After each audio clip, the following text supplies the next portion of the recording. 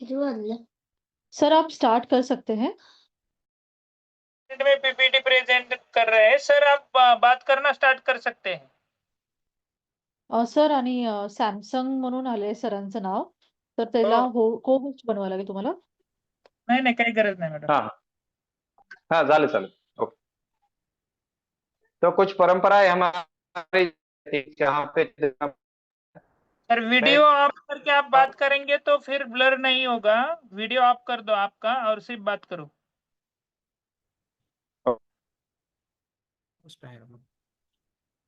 नाही, मंजू मॅम आवाज सुनाई दे रहा है अभी ठीक मंजू से. मॅम मला होस्ट करा ना, म्हणजे को होस्ट करा ना, मला पीपीटी शेअर करता येईल म्हणजे. ऍक्च्युली हा, सरांनाच मॅडम, करता येईल. सर होस्ट आहेत, सर करतील तुम्हाला. सरांकडे आहे का पीपीटी? आणि तुम्ही जर सरांना सॅमसंगच्या याला हे केलं ना, होस्ट केलं ना सर, को होस्ट केलं ना, तर म्यूट ऑलचं ऑप्शन पण येतं आम्हाला. ऐका ना मॅडम, सरांकडे पीपीटी नाहीये, माझ्या लॅपटॉपला पीपीटी आहे. हा निलेश सर, मॅडमला को होस्ट करा ना. झाले मॅडम. मॅडम को होस्ट झालेत तुम्ही. हा मैं केस बताने वाला था कि वही कुछ परंपराएं कभी कभी रहती है. तो एक मेरा पेशेंट था जो टाटा मोटर्स में काम कर रहा था और उसके बारे में ऐसा था कि वो उसके पोते को लेके गया था क्लिनिक में. उसको तक क्षुद्र कुष्ठ की तकरार थी. तो पहले बार आ गया दवाई बेंच में बैठा. तो मैं बोला ये क्या लेके आए. वो बोला हमारा वो रतीब है. रतीब यानी रोज लेने की चीज है. तो मैं बोला ये कैसे, मुझे समझ में नहीं आ गया. तो बोले कि हम ये टाटा मोटर्स में दोपहर को फ्री में हमें मिलता था दूध और केला. तो ये हमने अभी रिटायर्ड हो गया मैं, फिर भी अभी घर पे आके मैं वही खा रहा हूँ. तो ये इसके वजह से ये मेरे बच्चे को भी आदत है और ये मेरे अभी पोते को भी वही आदत है. वो एक मेडल लगाने के जैसा बता रहा था. कुछ परंपरा ऐसी रहती है कि उसको हमें छेद क्यों देना है, कि वो कहाँ पे कहाँ तक लेके जा सकती है. वो तो तीन तीन पीढ़ियों को एक बीमारी लेके आती है. तो मुझे थोड़ा औत्सुक्य बढ़ गया. तो मैं आगे जो उसको जाके पूछा कि आपको क्या बीमारी है. तो वो बोला कि मुझे पैर में कुष्ठ है और वो स्राव वाला कुष्ठ है. तो वो बोला वो डॉक्टर ने तो बताया स्किन स्पेशलिस्ट कि आपके साथ ही चला जाएगा. तो मैं बोला आपको ये अगर बंद करना है, इसका स्राव बंद करना है, तो इसको क्रीम वगैरह लगा के तो कम नहीं होगे, पर इसके आपके आहार में बदलाव करो. दूध और केला खाना ही बंद कर दो, जिससे कि आपके ये स्राव बना बंद हो जाएंगे. मैं बोला एक महीने के लिए कुछ दवाई न दे के आप ये चेक करो, अगर आपका कम हो गया तो आगे फिर चिकित्सा लेना है तो सोच लो. तो उस पोते के साथ में वो उसका लड़का जो 512 में काम कर रहा था, वो अलग जगह पे, उसको दोपहर को वो नहीं खाने को मिल रहा था. वो शाम को आके वो चीज खाता था. तो उसको फंगल इन्फेक्शन था जो बहुत सालों से चल के आ रहा था और उसके लिए बहुत सारा एंटी फंगल वो ले रहा था. यानी कितनी भी करोड़ों की दवाई लेके भी अगर वो बंद नहीं हो पा रहा था, उसके पीछे कारण हेतु जब तक नहीं बंद होता है तब तक आपका व्याधि आप चिकित्सा नहीं कर सकते उसकी. तो इसीलिए वहां पे निदान परिवर्जन होना जरूरी है. ऐसे कुछ परंपरा पेशेंट की कभी कभी रहती होगी तो उसको बंद करना बहुत जरूरी है. तो ऐसे इस बारे में मुझे थोड़ा सा एक एग्जांपल बताना था. आगे की नेक्स्ट स्लाइड. मैं थोड़ी देर पहले बोला दीर्घायुष्य के बारे में, आगे मैं बता रहा हूँ. तो दीर्घायुष्य यानी क्या है. तो मैंने थोड़ा सा एक 100 ईयर्स का अगर आयुष्य हमारा रहेगा तो उसमें क्या क्या होना चाहिए. तो इस तरीके से आपका आहार विहार होना चाहिए. 1 से 2 बार खाना. कुछ हमारे वैद्य शिरोमणि वैद्य समीर जमदग्नि सर बोलते थे कि 40 के बाद एक ही बार खाना खाना चाहिए, और 40 के पहले अगर 2 बार खाना खाते तो ठीक है, पर 40 के बाद एक ही बार खाना चाहिए. अभी ये हर एक आदमी को शक्य है, पर वो अगर उसने मन में लाया तो आहार का सेवन अगर मात्रा में करते हैं, हितम और मितम. यानी हमारे जो अश्विनी कुमार दो थे, एक थे वो फिजिशियन थे, एक थे सर्जन थे. तो एक जो फिजिशियन थे वो बोलते कि हितम यानी हित कर खाओ, और मितम यानी प्रमाणबद्ध, यानी सुश्रुताचार्य जैसे प्रमाण के बारे में ज्यादा बात करते हैं. अंजलि प्रमाण वगैरह जो है ना, वो सुश्रुताचार्य बोलते हैं. तो उसी तरीके से हमारे दूसरे अश्विनी कुमार जो सर्जन थे वो बोलते हैं कि मितम यानी प्रमाणबद्ध खाओ. हितकर भी होगा, फिर भी प्रमाण खाना बहुत जरूरी है. ये हमारा दीर्घायुष्य का अलग सा एक सूत्र बोल सकते हैं इसको, हितम और मितम। और यही ये कि अगर वो बीच में अगर खाना नहीं खाते हैं तो उस दौरान का जो अग्नि है वो हमारे शरीर के धातुओं में पड़े रहे दोषों को भी डाइजेस्ट करने के लिए मदद करेगा। वो विकृत धातुओं की निर्मित न होने के लिए फायदेमंद रहेगा। वो आम निर्मित अगर हुई होगी तो उसको पक्वता लाने के लिए और दोषों को कोष्ठ में लाने के लिए मदद करेगा। उसके अलावा उसका अलग से आयु वृद्धि के लिए भी फायदा करेगा। और 2017 का कैंसर के ऊपर जो रिसर्च हुआ था, नोबेल प्राइज इसी के लिए चीज के लिए मिला था कि दो खाने के बीच में अगर कुछ नहीं खाते आप तो अपने आप आपके कैंसर के सेल्स मर जाते हैं। ये यही बताता है कि आपका खाने का समय 1 से 2 ही होना चाहिए। अगर हम आपके पास भी पेशेंट आता है और 3 3 बार ही अगले बार से खाना खा रहा है ऐसा ध्यान में आया तो उसको पहले छेद दो। तीसरा बार का खाना उसका तीसरी बार की दवाई लेने के लिए भी कारण हो सकता है। अगर आपका 2 ही बार खाना हो रहा है तो 2 ही बार की दवाई या 1 बार भी दवाई हो गई उसको तो भी उसको रिलीफ मिल जाएगा। नहीं तो तीसरा बार का खाना खाएगा तो उसको डाइजेस्ट करने के लिए आपको अलग से तीसरी दवाई भी देनी पड़ेगी। यानी उसको आम बढ़ेगा, उसका पाचन करने के लिए फिर से दवाई बढ़ानी पड़ेगी आपको। तो इसलिए आपको अगर मिनिमम दवाई से पेशेंट को ट्रीट करना है, 1 गोली 1 पुड़ी या 2 गोली 1 पुड़ी इसी ऊपर आपको पेशेंट को ट्रीट करना रहेगा तो आपको उसका आहार की मात्रा, उसके प्रमाण, समय उसके कम करने पड़ेंगे। और ये सबसे महत्वपूर्ण हमारा भाग रहेगा चिकित्सा का। तीसरा पार्ट है मलवेग। मल प्रवृत्ति 1 बार होती है या 2 बार होती है। यानी अगर मात्रा बढ़ रही है तो समझ लेने का उसका अन्नम ग्रहणाति पचति विवेचयति मुंचति इसमें कुछ तो प्रॉब्लम है। उसका खाना अच्छे से हजम नहीं हो रहा, ग्रहणी विकृति होगी या जठर में कुछ तो प्रॉब्लम है या बड़ा पक्वाशय जैसे अवयव में कुछ प्रॉब्लम है या मल प्रवृत्ति का लास्ट का मार्ग है वहां पे कुछ तो विकृतियां हैं। तो उसको हमें ध्यान देना है कि मल प्रवृत्ति की समय कितने हैं, 1 बार है, 2 बार है, 4 बार है, 10 बार है, जो भी है वो उसको पूछ लेना बहुत जरूरी है। तो मल प्रवृत्ति के वेग कितने होते हैं उसके हिसाब से भी उसका आयुष्मान बढ़ सकता है या कम हो सकता है, ये डिसाइड होगा। तो चौथा पार्ट है निद्रा। निद्रा ये 8 घंटे की अखंडित होनी चाहिए। अगर निद्रा कम होती है तो उसमें भी उसका निद्रा पुष्टि कम करने के लिए, कार्य निर्माण करने के लिए, अबलत्व के लिए कारण हो सकता है, उसके दुख का कारण हो सकते हैं, अस्वास्थ्य का कारण हो सकते हैं। जैसे बोला गया है कि निद्रा युक्तम सुखम दुखम पुष्टि कार्य बलाबलम ज्ञानम अज्ञानम जीवितम नच। यानी वो जीवित ही नहीं है अगर उसका निद्रा नहीं होती है। तो बच्चा अगर खाना खाता है और अगर सोता नहीं अच्छे से तो उसके अंग को नहीं लगेगा, ऐसा बोलती है माँ।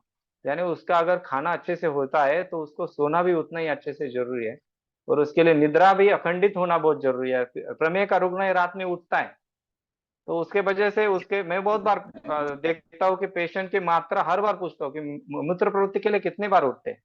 यानी हमारे इसमें प्रमेह की जांच ऐसी की जाती है कि मूत्र प्रवृत्ति कैसी है। तो उसकी मात्रा पहले बार अगर 3 बार उठता होगा तो अगले बार वो 2 के ऊपर ही आना चाहिए। यानी हमारा चिकित्सा उस तरीके से होनी चाहिए कि उसकी मूत्र प्रवृत्ति कैसे कम हो, उसके मूत्राशय के ऊपर, स्नायुओं के ऊपर ताकत कर, मांस धातु अच्छा सबल कैसे बने उसके ऊपर काम करने वाले कुछ दवाइयां देना जरूरी है। और वही उसकी निद्रा अखंडित करने के लिए और उसके स्वास्थ्य टिकाने के लिए फायदेमंद रहेगी। मैथुन, अल्प और विधिवत, ये दोनों शब्द महत्वपूर्ण है। मुझे लग रहा है कि जैसे कि ऋतुचर्या के हिसाब से मैथुन कुछ ऋतुओं में अल्प मात्रा में करने के लिए बोला है, कुछ ऋतुओं में रोज किया तो भी चलेगा ऐसा बताया है। जैसे कि शिशिर है, हेमंत है और जैसे अभी चल रहा है कि धूप काल है या इसमें समर सीजन में हम अल्प अल्प बोलते हैं। अल्प यानी 15 दिन में 1 आध बार ऐसा भी बोला है। यानी विधिवत होना चाहिए और वो अगर होता है तो भी आपका आयुष्मान बढ़ने के लिए उसका फायदा होता है। मैंने ऐसा भी बहुत बार देखा है कि जो साध्वी लोग है या उसमें भी जो जिन्होंने शादी नहीं की है वो उनका आयुष्मान भी मैंने देखा है कि 90 के ऊपर भी है। मदर टेरेसा जैसे लोग है कि 100 कंप्लीट किए। अयंगार जो है उन्होंने भी 99 ईयर्स यानी उनका आयु था। ऐसे कुछ लोग हैं जिनका दीर्घायुष्य के पीछे कारण ये अल्प और विधिवत मैथुन ये भी था।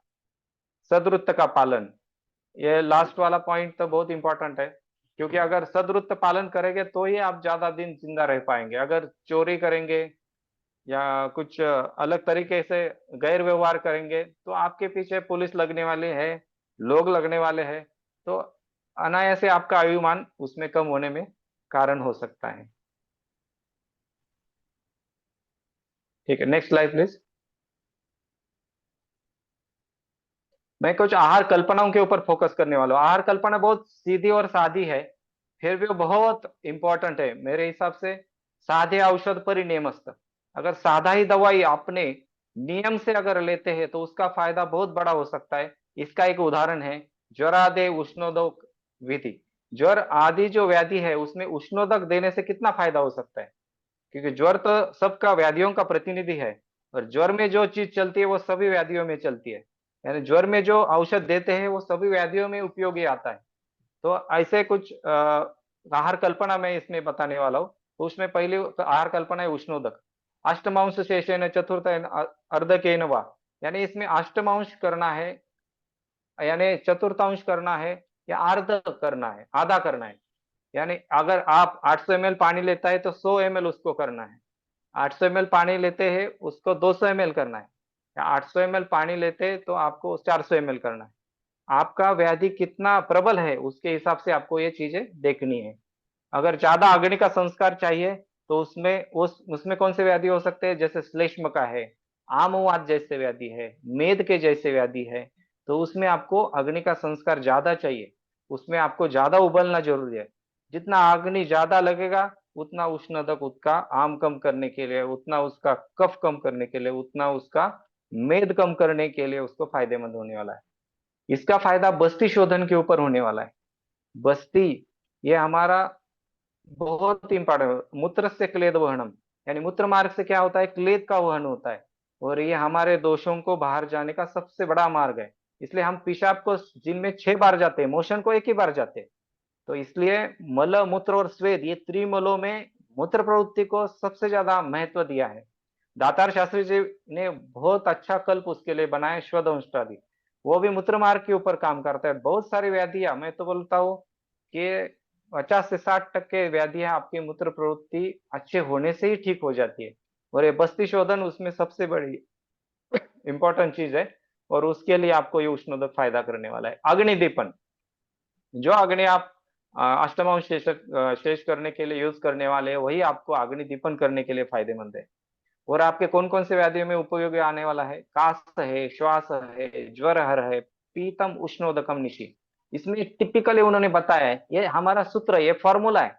अगर कास का, श्वास का और ज्वर का पेशेंट आता है तो उसको बोलने का शाम को सोते समय तो गर्म पानी पीते जा, या सोने के पहले ये 7 बजे तक आप तू थोड़ा गर्म पानी, निशी निशी यानी शाम का समय, सायंकाल, जैसे ठंडा हवा चालू हो गई 5, 5:30, 6 बजे के आगे थोड़ा सा 7, 7:30, 8 बजे तक उसको बोलने का उष्णोदक पीते जा। अभी दिन भर काम पे से आता है और कभी कभी उसको सांस लगती है, रात को लेटने के बाद उठ के बैठना पड़ता है, ऐसा पेशेंट है। या शाम को कभी किसी पेशेंट को ज्वर बढ़ जाता है, ऐसे पेशेंट को दिन भर तो पीने के लिए बोलना है, पर शाम को टिपिकली शाम को बहुत जरूरी है, क्योंकि उस समय आपका ऋतु संधि काल है। निशी निशी शब्द यूज किया है वहां पे, तो इसलिए सायंकाल ही ज्यादा उसमें महत्वपूर्ण है, ऐसा बोला है। इसलिए काश श्वास ज्वर इन तीनों में तो आपको उष्णोदक लेना है, और निशी शाम को बहुत इंपॉर्टेंट है। Next slide please.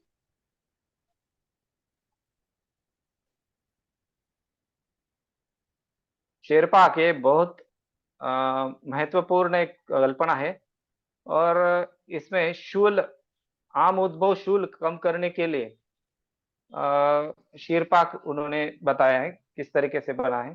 पंचमूलपय सर्वज्वराणाम जीर्णानाम क्षीरम भैषजम उत्तमम, श्वासात काश शिरशूल पार्श्वशूल पीनसात, ये पीनस, ये बहुत सारे व्याधि इसमें कवर किए। सर ज्वर पहले उन्होंने बताया है, और उसके ज्वर में जीर्णानाम क्षीरम, यानी सर्व ज्वरानाम जीर्णानाम, जो ज्वर हमारा जैसा जीर्ण ज्वर हो जाता है उसमें क्षीर पाक विधि से, ये पंचमूलों का, जहाँ पे पंचमूल है यह शब्द वो यूज किया है, बृहद पंचमूल, जहाँ पे बताया नहीं तो वहां पे बृहद पंचमूल हमें लेते हैं।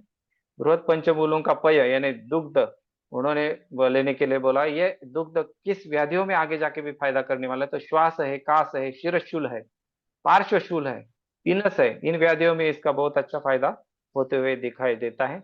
और ये शीरपाक, शीर ये ऐसा है कि जल्दी अजन्म साथ में बोला गया है, महीने 6 महीने तक हमारा बचपन में जो पोषण होता है शीर के ऊपर होता है, इसलिए शीर ऐसी चीज है कि जो हमारे गामित्व उसका अच्छा है, और वही गामित्व आपको अगर पंचमूलों के साथ अगर मिल जाता है तो आपका वो दोषों को कम करने के लिए फायदा होता है, और स्रोतोमुख विशोधन के लिए फायदा होगा, अग्नि दीपन के लिए फायदा होगा, दोषों को कोष्ठ में लाने के लिए फायदा होगा, जगह पे ही पाचन करने के लिए फायदा होगा। इसलिए पार्श्वशूल है, पीनस है, शिरशूल है, ऐसे केसेस में आप ये पंचमूल सिद्ध पय आप यूज कर सकते हैं। वैसे त्रिकंटक पय इन्होंने बताया है, वो वर्चो मूत्र विबंधग्न कफ ज्वर हर ऐसा बोला है। कफ ज्वर में उसमें ज्यादा फायदा करने वाला है। जिनमें वर्च का विबंध है, मूत्र का विबंध है, वो निकालने के लिए वो बहुत फायदेमंद है। गोक्षुर जैसे कि मूत्र प्रवृत्ति में तो काम करता ही है, उसके साथ उन्होंने बला है, व्याघ्रे है, गुड़ है, नागर है, इस बाकी दवाइयों से सिद्ध करने के लिए बोला है, और वो आपको इन व्याधियों में उपयोगी है। Next slide please.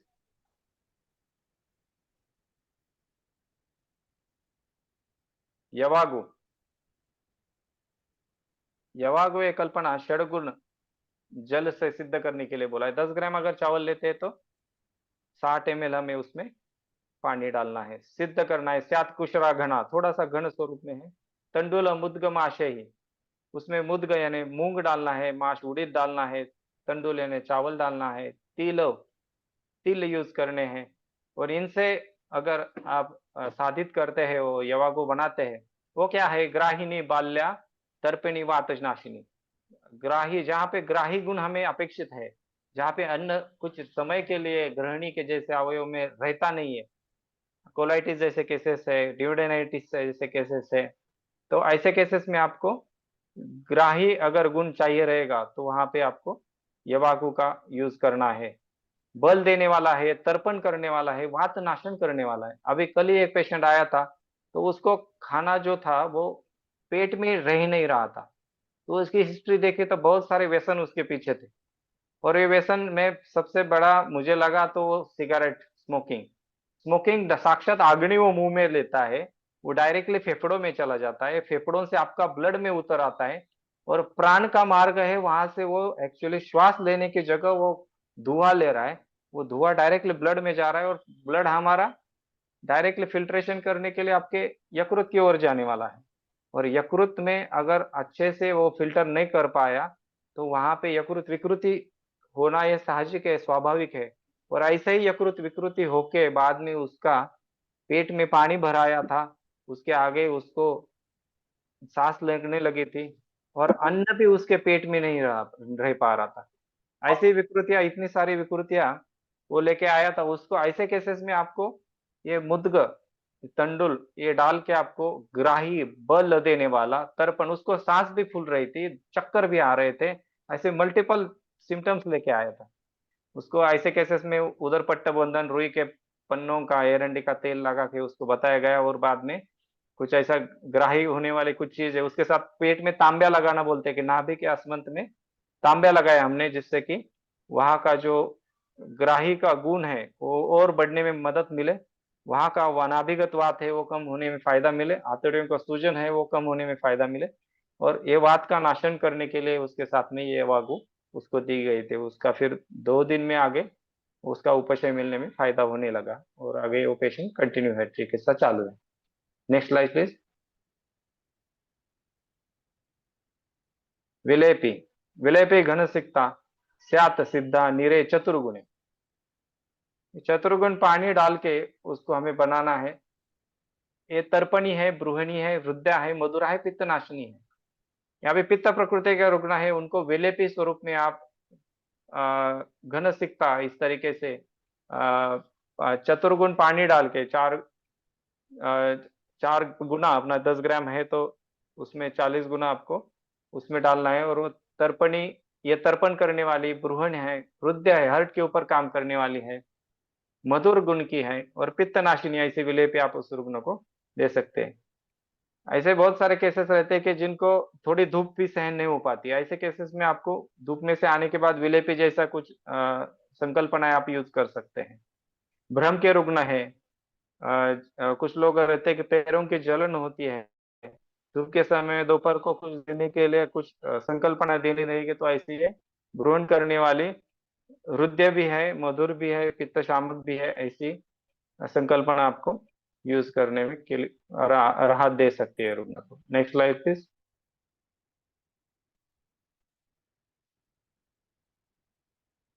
पेयायुषा द्रवाधिका स्वल्प सिक्ता चतुर्दश गुणे 14 गुना पानी है इसमें। सिद्धा पेया बुधर्ज्ञया युष किंचित।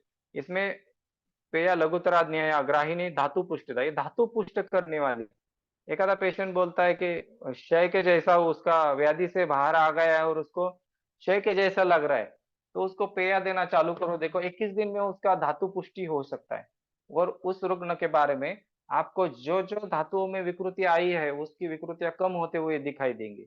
जैसे मैं बहुत सारे वंध्यत्व के केसेस में ऐसा करता हूँ कि पेया देना चालू करने के लिए बोल देता। कभी कभी क्या होता है, कुछ ऐसे गुड़ व्याधियां रहती है, कुछ रुग्ण कभी कभी बताता नहीं है और बाद में बोलता है कि हाँ मुझे इससे थोड़ा आराम आ रहा है, इससे मुझे थोड़ा फायदा हो रहा है, इसमें थोड़ा मेरा बल बढ़ रहा है, इसमें मेरा कफ की विकृति, सुबह सुबह कफ आता था वो बंद हो गया, अभी मुझे सांस लेने में दिक्कत नहीं आ रही, मुझे अच्छे से नींद आ रही है। ये छोटी छोटी चीजें बाद में पेशेंट बताना चालू कर देता है। कभी कभी इन चीजों के ऊपर उसका ध्यान नहीं रहता, पर उसको बाद में ध्यान में आता है कि अरे मेरा बदन दर्द कर रहा था, मैं तो रोज बच्चे को बोलता था कि थोड़ा सा ये कर दो, या बीवी को बोलता था कि मुझे पीठ दबा दो, अभी मेरा बंद हो गया है। अंग मर्द जैसे चिकित्सा करने की जरूरत रहती है, वहां पे ये पेय बहुत अच्छा फायदा करती है।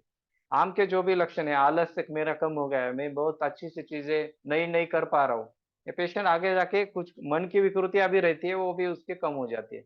और एक आधी चीज अगर 21 दिन तक आप करते हैं तो उसको बहुत अच्छा फायदा आगे जाके पेशेंट में मिलता है।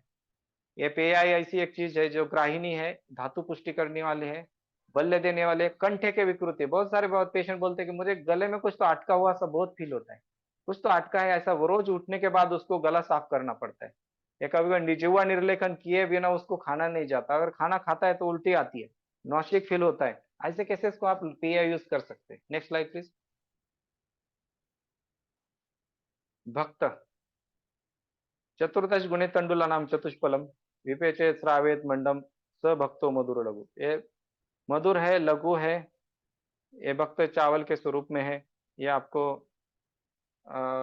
मंड मंड निकाला हुआ ऐसा चावल ऐसा बोल सकते हैं उसको। ये आपको खाने के लिए देना है। वो मधुर है, लघु है, इसलिए इसमें मेथकुट डाल के आप दे सकते हैं। कुछ ऐसे केसेस रहते हैं कि जिनमें थकावट ज्यादा रहती है, ज्वर में वगैरह, उनको टेस्ट नहीं रहती है, तो पेय दे के हो गई है, आगे जाके क्या देना है आगे का, तो मेथकुट डाल के उसको थोड़ा चावल दे दो और सेंधव और घी डाल के, तो उसको थोड़ा सा ताकत आने में मदद मिल जाएगी। पचन में लघु है इसलिए नेक्स्ट टाइम का उसका खाने का आगे बढ़ने के लिए भी उसका फायदा होगा। Next slide please. शुद्ध मंड निरे चतुर्दश गुणे सिद्धो मंड, ये क्या है, शुंठी सैंधव युक्त ऐसा एक पाचन और दीपन करने वाला एक मंड है। उसमें क्या डाला है, सिर्फ शुंठी और सैंधव ये डाल के शुद्ध मंड, यानी जब पेशेंट को भूख लगती है और ऐसे ज्वर में जब पेशेंट को भूख लगती है और ज्वर अभी लंघन हो गया उसका, आगे जाके उसको क्या देना है, तो शुद्ध मंड देना है। अग्नि जब अच्छा होने लगता है उससे क्या होता है, स्वेटिंग बहुत अच्छे से होने में मदद मिल जाती है। ये शुद्ध मंड आपके एक्सट्रीमिटीज तक आपका दोषों को खींच के लाने के लिए, एक्सट्रीमिटीज तक के, और वहां के पोषण को भी लेके जाने के लिए, ये दोनों के लिए फायदा करने वाला है। आपके शरीर से शाखागत हुए दोषों को कोष्ठ में लाने के लिए भी, और अगर कोष्ठ में का दवाई आपको शाखा तक लेके जाना है तो शुद्ध मंड यहाँ पे एक मीडिएटर का जैसा काम करते हैं, मीडिया के जैसा काम करते हैं। इसके साथ आप शुंठी दे दो, उसके साथ सीतोफलादी चूर्ण दे दो, इसके साथ अविपत्ति कर दे दो, इसके साथ तालिसादी चूर्ण दे दो। आपको जो चीज देनी है इसके ऊपर स्वार होके दे दीजिए, इसके ऊपर वो स्वार होगी और वो आपके आहार के साथ में औषधों को वहां तक लेके जाने के लिए फायदा करेगी। तो ऐसे एक शुंठी शुद्ध, सैंधव शुद्ध, ऐसा एक शुद्ध मंड है। Next slide please. अष्टगुण मंड, ये मेरा बहुत पसंदीदा मंड है, जो मैं बहुत सारे पेशेंट में यूज करता हूँ, और मुझे लग रहा है कि हर एक वैद्य ने आपके क्लिनिक में उसमें चावल और मूंग छोड़ के बाकी चीजें एकत्रित करके उसका पैकेट बनाना जरूरी है। और ये आपके अर्थवर्धन के लिए, अर्थ प्राप्ति के लिए भी फायदा करेगा, प्लस आपकी प्रैक्टिस को भी बढ़ा देगा। क्योंकि इसमें बहुत सारी ऐसी चीजें फलश्रुति में लिखी हुई है, दीपन है, प्राण दो है, बस्ती शोधन है, रक्तवर्धन है। ये बहुत बड़ी मुझे लग रहा है प्रैक्टिस बढ़ाने के लिए फायदेमंद चीजें है। रक्तवर्धन ये शब्द कहाँ पे भी नहीं मिला आपको ग्रंथ में, पर यहाँ पे मिलेगा। बस्ती शोधन, प्राण दो, प्राण देने वाली चीज है, यानी प्राण जिसका जा रहा है उसको प्राण फिर से लाने के लिए फायदा करने वाला है। प्राण दो, इसलिए प्राण दो शब्द और रक्तवर्धन शब्द ये बहुत मेरे हिसाब से इंपॉर्टेंट है। बस्ती शोधन तो करने वाला है, और ये अष्ट गुणों से, 8 गुणों से युक्त है, 8 द्रव्यों से भी युक्त है। तो इसलिए उसको यूज करना बहुत जरूरी है, मुझे ऐसा लगता है। ज्वर ज्वर जीत सर्व दोषों, कुछ बचा ही नहीं उसके। वात पित्त कफ, ये सब दोषों को, आम को भी, वात को भी, पित्त को भी, कफ को भी, ये सब दोषों को जीतने वाला है। इसलिए मैं बोलूंगा ये फॉर्मूला है हमारा, ये यूज करो, ये डेफिनेटली फायदा करेगा। जैसे एक आधा बॉलर है, उसका एक स्पेशल बॉल डालता है, उससे वो यानी ऑल आउट ही कर दे, यानी स्टंप आउट ही कर देता है, या यानी वो विकेट ही लेता है। तो ऐसा ऐसा उसका एक, मैं बोलूंगा एक हमारा ये बॉल होना चाहिए, जहाँ पे कुछ चीजें ऐसी रहती है कि जहाँ पे प्राण देना है, उस पेशेंट को रक्तवर्धन करना है, तो ये अष्टगुण मंड का बॉल डालो, डेफिनेटली आपको विकेट मिल जाएगी। Next slide please. ये उसके द्रव्य है। इसमें एक्चुअली 1 ग्राम ईच ऐसा लिखा है, पर उसमें मुझे लग रहा है कि चावल और मूंग 10-10 ग्राम ले लो, बाकी 1-1 ग्राम चीजें ले लो, और ये 200 ml पानी में उबालो, ये आपका अष्टगुण मंड बन जाएगा। चावल और मूंग अच्छे से जब तक बॉईल नहीं होता है तब तक आपको उबालना है। Next slide please. वाट्यमंड, धान्य को कूटा जाता है और उसके बाद उसका मंड बनाया जाता है। जैसे कि भरड़ा बोलते हैं जिसको, यह धान्य का उन्होंने कूटा हुआ मंड बनाया हुआ है। और वो मंड कंठ्य है, कफ पित्त हर है, रक्त पित्त प्रसादन करने वाला है। बहुत सारे पेशेंट में क्या होता है कि कुछ भी हाथ घुमाया शरीर के ऊपर, या उंगली घुमाई, नाखून उसका ऊपर अगर रेंगते हुए घुमाया, तो उसके ऊपर लाल ऐसा रक्तवर्ण, रक्त पित्त ऊपर आ जाता है। जैसे शीत पित्त के कुछ रोग न रहते हैं, कुछ पेशेंट में कभी कभी लाल धब्बे आ जाते हैं। ऐसे कुछ केसेस रहते हैं। ऐसे केसेस में ये वाट्यमंड बहुत अच्छा फायदा करेगा। इसको दलिया बोलते हैं कोई लोग, कोई वो लापसी बोलते हैं मराठी में। तो इस तरीके का वो नमकीन भी बना सकते हैं आप, थोड़ा डाल के मीठा भी बना सकते हैं। तो उसका आधा टुकड़ा करके, यानी जो धान्य है उसका, या उसका वो करके बाद में उसको उबाला जाता है, उसका फिर पानी पिया जाता है। मराठे मंड, लापसी का पानी ऐसा बोल सकते हैं इसको। ये पानी के स्वरूप में हमें लेना है। ये कंठ है, कंठ के लिए बहुत अच्छा फायदा करता है। ऐसे गरम गरम पियेंगे आप अगर इसमें इसमें लेके सूप के जैसा, तो आपको कंठ को ये बहुत फायदा करने वालों में से एक है। Next slide please.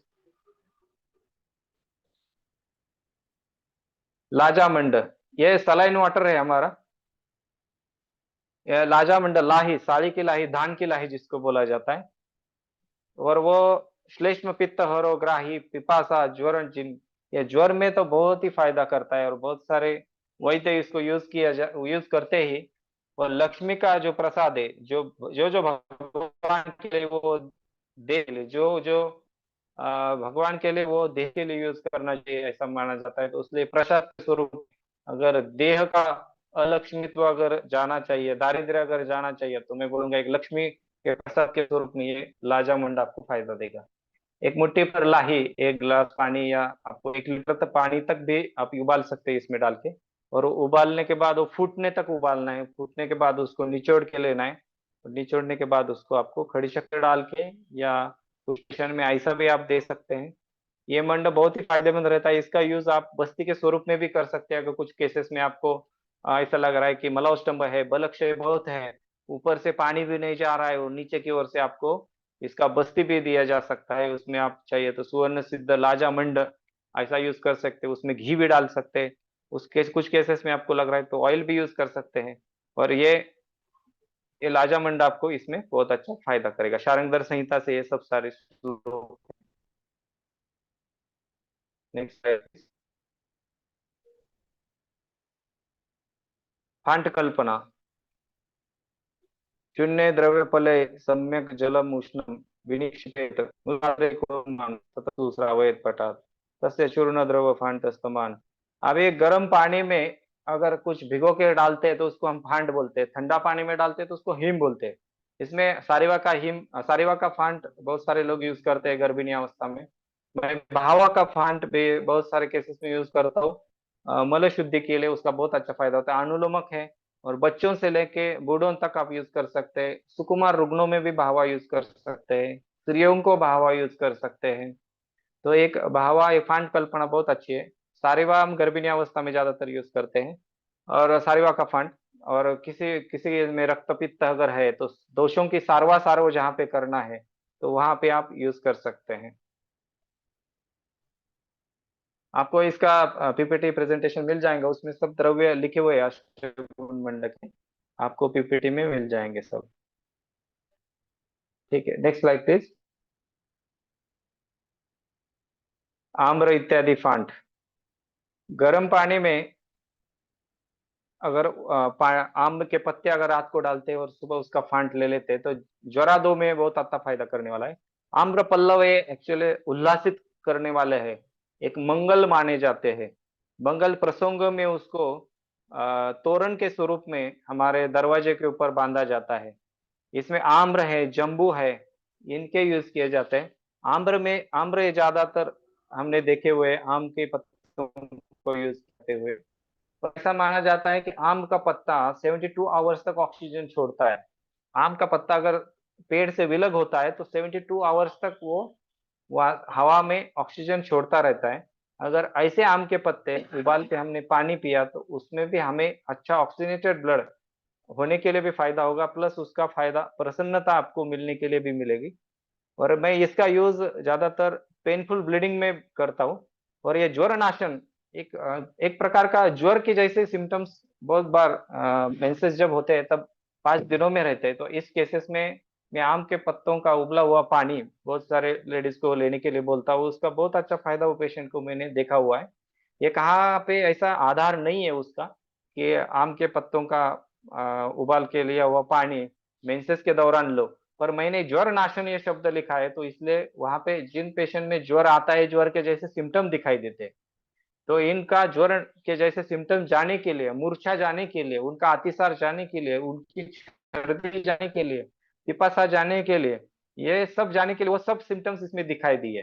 पिपासा, सर्दी, अतिसार, मूर्छा, ज्वर, ये सब पेशेंट के मेंसेस के दौरान दिखाई देते हैं सिम्टम, इसलिए मैं यूज करता हूँ। और ये एक 2 से लेके 5 पत्तों तक, जिसको अवेलेबिलिटी जितनी होती है उतनी, मैं 5 पत्तों तक बोलता हूँ पेशेंट को। एक एक गिलास पानी डालो, 1 कप करो। थोड़ा इजी बताएंगे तो थोड़ा पेशेंट रेगुलर कर पाता है। वो बहुत ज्यादा उबालो वगैरह ऐसा बताएंगे तो फिर पेशेंट को जरा रेगुलरिटी रखने में प्रॉब्लम आ जाती है, और टाइम का भी कभी कभी प्रॉब्लम रहता है। तो मैं बोलता हूँ कुछ चीजें अगर रेगुलर पेशेंट कर पा रहा है तो उसको थोड़ा इजी करके बताओ। 1 गिलास का 1 कप बना के ले लो, 200 ml का 50 ml, और सुबह और शाम। मैं सुबह शाम 6 बजे बोल देता हूँ क्योंकि हार्मोनल इम्बैलेंस मुझे लग रहा है कि सूर्योदय सूर्यास्त के समय सबसे ज्यादा होता है। और उस दौरान अगर कौन सी भी चीज लेते हैं रसायन के स्वरूप में भी, तो वो आपको आयुष वृद्धि के लिए और आपके तकलीफों को कम करने के लिए बहुत फायदा कर सकते हैं। इसलिए मैं बोलता हूँ सुबह शाम 6 बजे ले लो।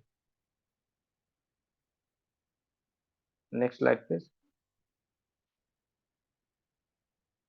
आम का हिम, जैसे कि ब्लीडिंग टेंडेंसी ज्यादा है, ऐसे केसेस में हम क्या कर सकते हैं? ये आपको इसके पहले अमरादी फांट जो बताया, तो आप जहाँ पे एलोगेमेनेरिया है वहां पे ज्यादा यूज कर सकते हैं। अमरादी हिम कहाँ पे यूज कर सकते हैं? तो जहाँ पे ब्लीडिंग ज्यादा हो रहा है वहां पे आपको वही आम का पत्ता आपको हिम के स्वरूप में यूज करेंगे तो रक्त पित्त में काम करेगा। वही आम का पत्ता अगर उबाल के ले लेंगे या गर्म पानी में ले लेंगे तो आपको वो ओलिगो में यानी मेंसेस में कम करेगा। जहाँ पे स्कैंटी मेंसेस है वहां पे, पेनफुल मेंसेस है वहां पे आपको काम करेगा। वैसा ही इसमें आम्बु जम ककुब चूर्णीकृत्य जल निक्षेप हिमम तस्य पिबेत प्रातः शोद्र रक्त पित्त जीत। इन्होंने सुबह वो लेने के लिए बोला है। रक्त पित्त के विकारों में बहुत है, पित्त के विकारों में भी काम करता है, रक्त के विकारों में भी काम करता है, और रक्त पित्त दोनों के विकारों में भी काम करता है। तो ऐसा ही आम्रादि हिम है। आप जहाँ पे ज्यादा हेवी मेंसेस हो रही है, ज्यादा दिनों तक मेंसेस हो रहे हैं, वहां पे आप यूज कर सकते हैं। Next slide. नीलोत्पल हिम, वात पित्त आदो नीलोत्पलादि हिम। ये नीला कमल जो है, मैं एक्चुअली ये ज्यादातर जहाँ पे मीन्स गर्भिणी अवस्था में जब ब्लीडिंग हो और इसका आधार एक्चुअली यही है कि ये वात पित्त ज्वर भी नाश करने वाला है, प्लस शीत का सहायक है। तो इसके सर्दी, मोह, तृष्णा, ये भी सिम्टम्स कम करने के लिए इसका फायदा। और ये इसके अलावा जो धूप के समय में बहुत सारे ऐसे केसेस आते हैं कि हमारे पास हम लेके आते हैं, गिर गया, खाना तो लेट हो गया, या धूप में चल के आए, उसके बाद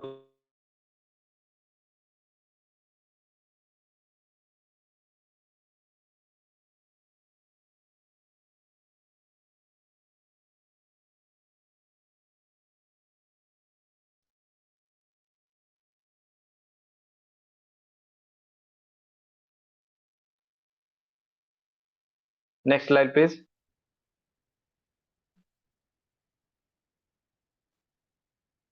धान्य का सर अधिहीन। थोड़ा नीलोत्पलादि हिम है ना, वापस वापस रिपीट कर दो। हाँ हाँ चालेल। नीलोत्पला, हाँ, नीलोत्पल, बला, द्राक्षा, मधुक, मधुकम, उशीर, पद्मक, काश्मीरी, परुषकम, ये सब चीजें उसमें डाले। शीत कषाय के स्वरूप में है, वात पित्त ज्वर में काम करने वाला है, और सप्रलाप, भ्रम, छर्दी, मोह, तृष्णा, इन सबको निवारण करने वाली चीजों में से एक है। तो ऐसा नीलोत्पल, अगर नीला कमल मिलता है तो आगे की द्रव्य तो मिल पाती है, पहले वो नीला कमल मिलना प्रॉब्लम हो जाता है। पर मैं ज्यादातर, मैं जैसे गर्भिणी अवस्था में जब ब्लीडिंग होता है तो ऐसे केसेस में ज्यादातर मैं इसको यूज करता हूँ। और इसमें बाकी चीजें हमारे पास रहती है, पर ये पहली वाली चीज है वो जल्दी मिल नहीं पाती, तो इसलिए हम बाकी चीजें उसके साथ अगर यूज करते हैं तो आपको इसका फायदा डेफिनेटली मिल जाएगा। Next slide please. धान्य का दीम, बहुत सारे प्रैक्टिशनर इसको यूज करते हैं। धान्यक, धात्री, वासा, द्राक्षा, परपटक, इनका हिम है। रक्त, पित्त, ज्वर, दाह, तृष्णा, शोष, इन सब में वो सबको नाश करने वालों में से एक है। रक्त पित्त के सभी विकृतियों में अभी जो सीजन चालू है उसमें धन्य का हिम बहुत सारे लोग यूज करते हैं। कुछ लोग धनिया और जीरे का ज्यादा यूज करते हैं, जो आहार द्रव्य माने जाते हैं, इसलिए हम रेगुलर मिलते भी है। फोन पे कभी पेशेंट बोलता है कि मुझे ऐसे ऐसे तकलीफ हो रही है, तो उसका नजदीकी द्रव्य उसका मसाला का डब्बा रहता है और उसमें ये चीजें मिल जाती है। तो हम इसमें प्रधान द्रव्य जो है धान्यक, या धनिया उसका और जीरे का पानी उसको उबाल के लेने के लिए, या कभी कभी हीम के स्वरूप में, फांड के स्वरूप में या हीम के स्वरूप में। अगर ठंडी का सीजन है तो फांड बता देंगे, अगर ऐसा सीजन है अभी तो हीम के जैसे यूज कर सकते हैं। और उसका फायदा बहुत सारे पेशेंट बहुत अच्छे से मिल जाता है, मूत्र प्रवर्तन अच्छा हो जाता है, और दाह उसका कम होने में मदद मिल जाती है। शोष उसका कम हो जाता है। शोष कब हो जाता है? जब हमारा शुष्कता या दोषों की एक्सट्रीमिटीज की ओर जाने वाली, शाखागत जाने वाली जो धातु है, उसके अगर कम होने लगते हैं तो उसको शोष की ओर लेके जाते हैं, क्षय की ओर लेके जाते हैं। और वो क्षय हमें अगर कम करना है तो एक्सट्रीमिटीज तक पहुंचने वाली चीज चाहिए।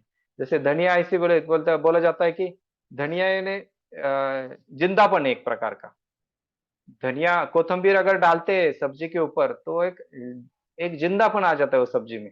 वैसे धनिया उसका बीज है, वो भी अगर उसको हम हीम के स्वरूप में ले लेते हैं तो वो एक अलग तरीके का आपको जिंदापन लाने के लिए, एक अलाइव लाइवनेस लाने के लिए मदद करता है। उसलिए शोष से निवारण करने के लिए वो बहुत अच्छा फायदेमंद रहेगा।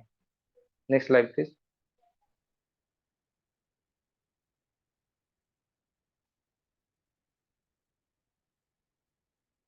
परिणामशूल हर योग है। शुंठी, गुल, तिल, गुड़, इनका कल्क दुग्ध के साथ, परिणामशूल यानी खाना खाने के बाद कुछ समय के बाद होने वाला दर्द है। और इसी ऐसे दर्द में ये आपको अगर कॉम्बिनेशन बना देते, जैसे शुंठी है, तिल है, गुड़ है, कुछ चीजों की मात्रा है आप डिसाइड कर सकते हैं। जैसे हर बार यहाँ पे लिखी नहीं रहती, तो आपको आप शुंठी कितना मात्रा में यूज करते हैं? कोई लोग 250 मिलीग्राम छोटे बच्चों के लिए यूज करते हैं, कोई 500 मिलीग्राम तक यूज करते हैं। कोई 1 ग्राम तक भी यूज कर सकता है, कुछ प्रॉब्लम नहीं। अगर गुड़ उसके साथ दे देते हैं और दोषों की उतनी उपलब्धि है तो उनको पाचन करने के लिए आपको शुंठी की मात्रा 1 ग्राम भी दे सकते हैं।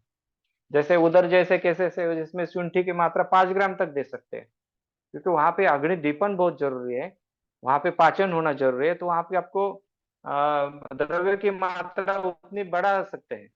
वहां पे तिल है, गुड़ है, इनका कल्क बनाना है, उसके साथ योजना करना है, इससे आपका परिणाम शूल शूल है वो कम होने में मदद मिल जाएगी। यही आपको आमवात में भी यूज कर सकते हैं, क्योंकि आम ये अग्निदीपन करने वाली कौन सी भी चीज आम को पाचन करने वाली है और अग्निदीपन करने वाली है, इसलिए आमवात को भी कम करने वाली है। तो इसलिए आमवात में भी वो बहुत अच्छे से फायदेमंद होगी। Next slide please.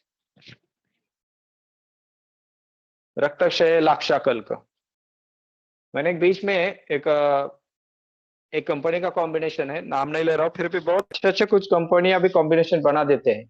लाक्षा का यूज हमारे प्रैक्टिस में उतना नहीं रह पाता, बहुत बार वैद्य बाकी दवाइयां यूज करते पर लाक्षा उतना यूज नहीं करते। लाक्षा एक प्राणिज द्रव्य है, प्राणी ने पीपल के पेड़ के ऊपर या पीपल के जैसे वृक्ष है, पारोसा पिंपल है, इनके ऊपर बनाई हुई एक लाक्षा यानी एक कवच है, वो प्राणियों का कवच है, और उसका यूज अगर हम करते हैं प्रैक्टिस में तो आपको हमारे लिए वो बहुत नजदीकी है।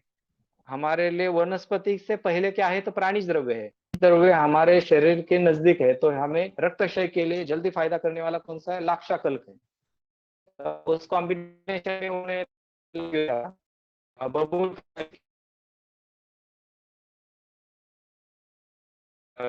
अस्थि के लिए, रक्त के क्षय के लिए काम करने वाली दवाइयों में, तो एक लाक्षय बहुत अच्छा दवाई है जो आपको रक्त क्षय में बहुत फायदा देता है, रक्त क्षय जल्दी भरने के लिए भी फायदा करता है। उसमें वहां पे ये लाक्षाकल्क जो है वो कुष्मांड के स्वरस के साथ लेने के लिए बोला है। कर्ष द्वयम पिबेत, 2 कर्ष ऐसा उन्होंने बोला है, और वो पीने के लिए। रक्त क्षय उरोघातम क्षय रोगम च नाशे।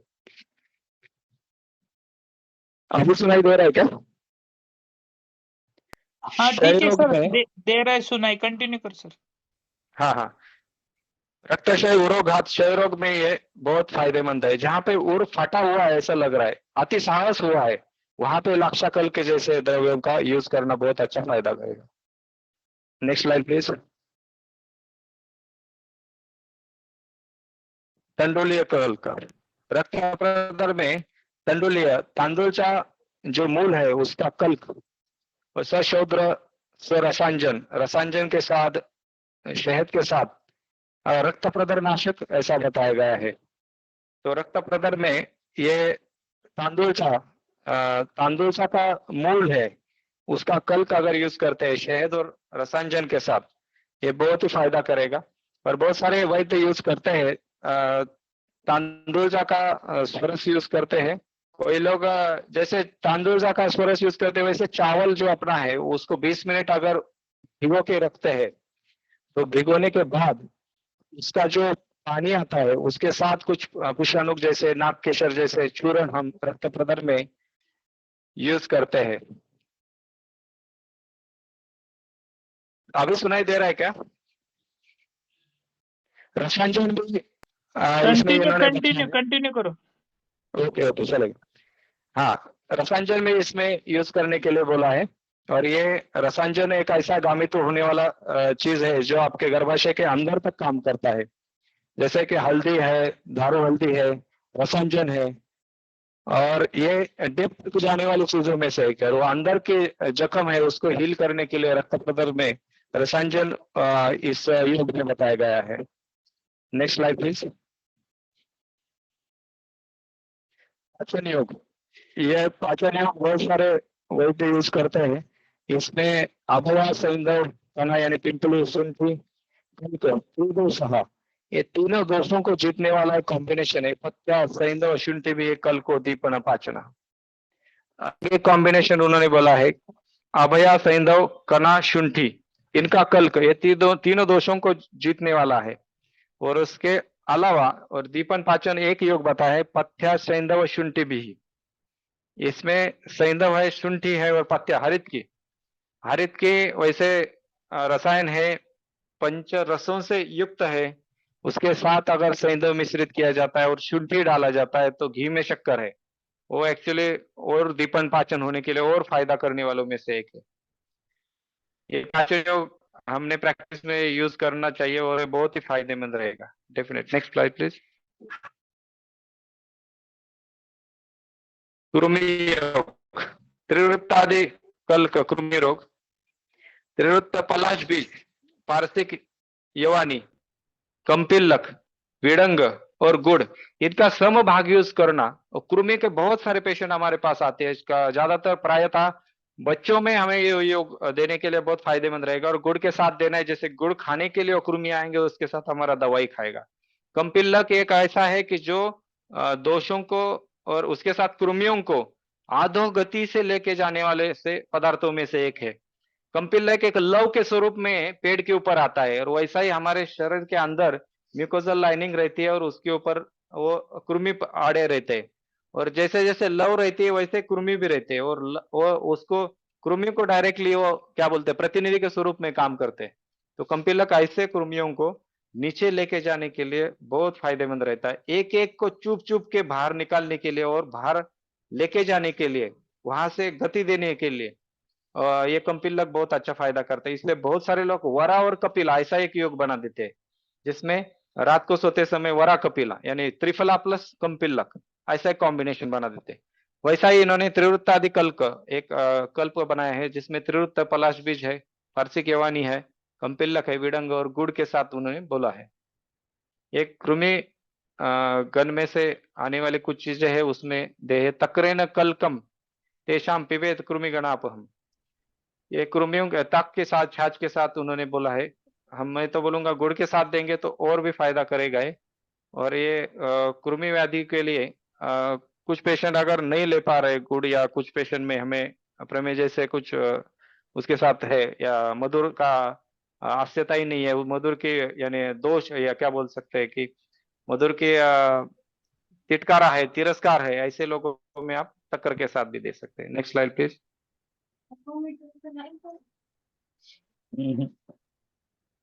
Next slide please.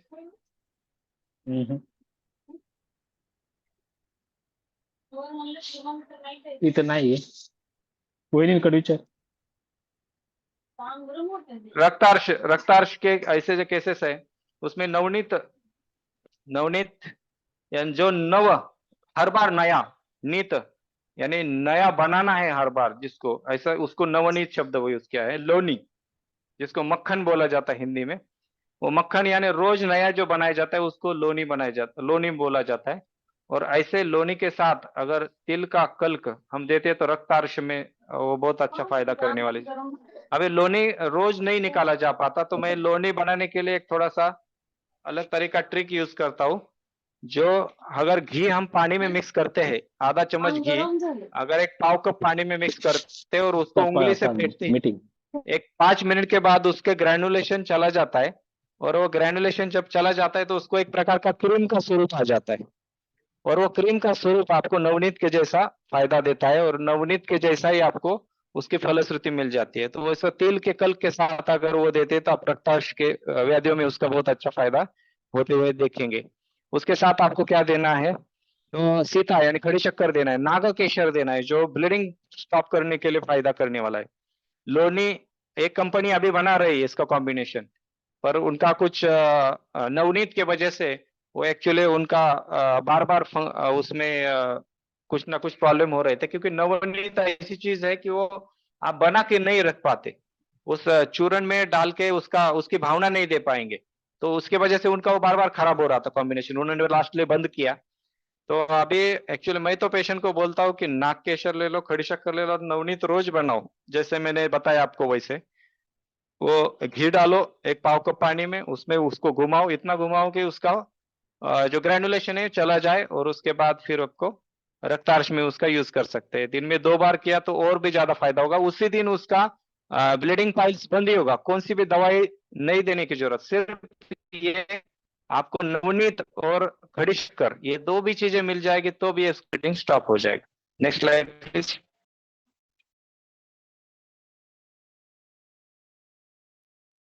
Next slide please.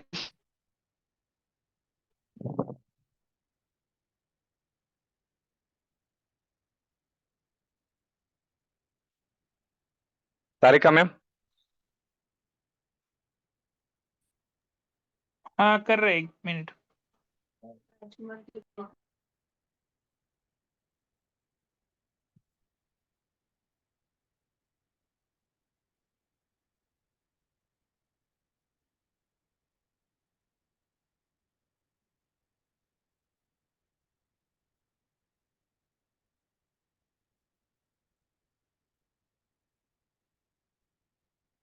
शुंठी कल्क, ग्रहणी और शुंठी कल्क।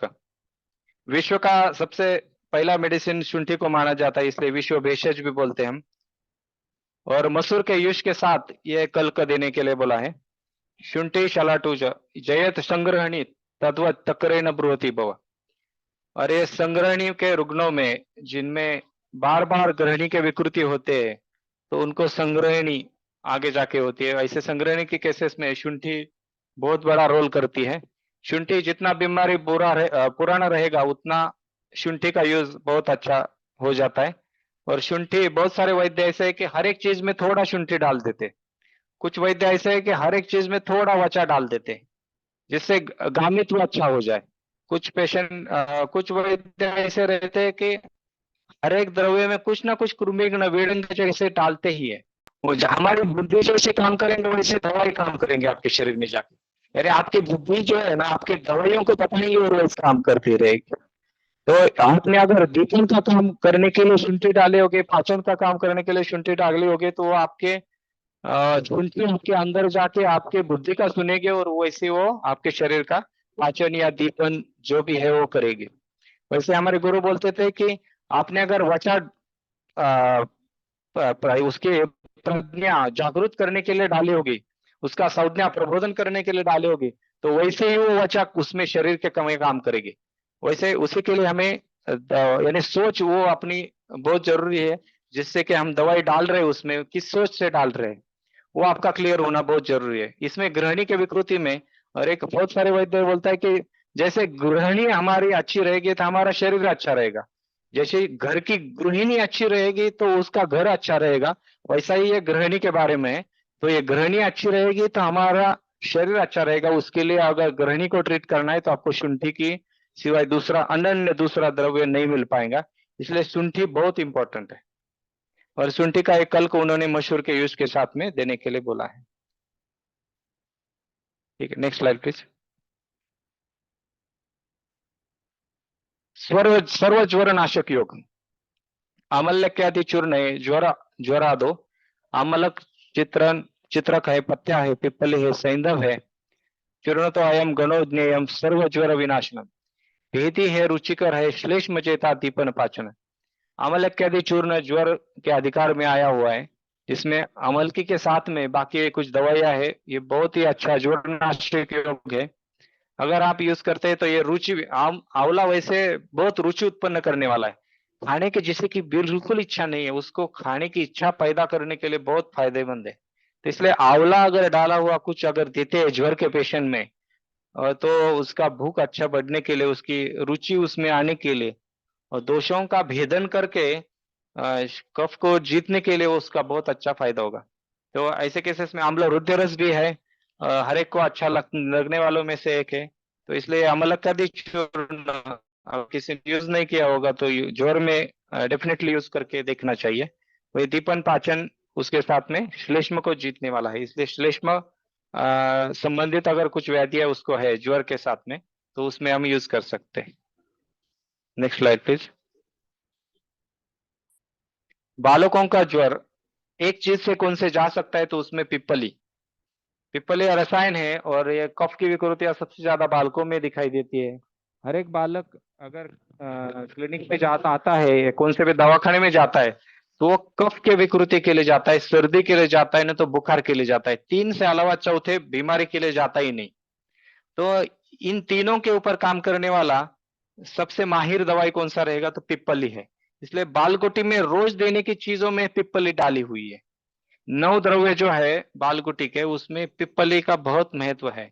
पिप्पली यकृत और प्लीहा दोनों को दोनों के ऊपर काम करने वाली दवाइयों में से एक मानी जाती है। और मधु के साथ में अगर पिप्पली देते हैं तो काश, ज्वर, हिक्का, श्वास, कंठ्य और प्लीहा, ये सब में उसको फायदा मिलने वाला है। बालकों को सबसे ज्यादा उचित द्रव्य माना जाया है, इसलिए पिप्पली चूर्ण ये बालकों के ज्वर में इसी तरीके से हम यूज कर सकते हैं। Next slide please. मेहनाशक योग। प्रमेय में वैसे मेष, धात्री, निषेध ये सबको तो मालूम है।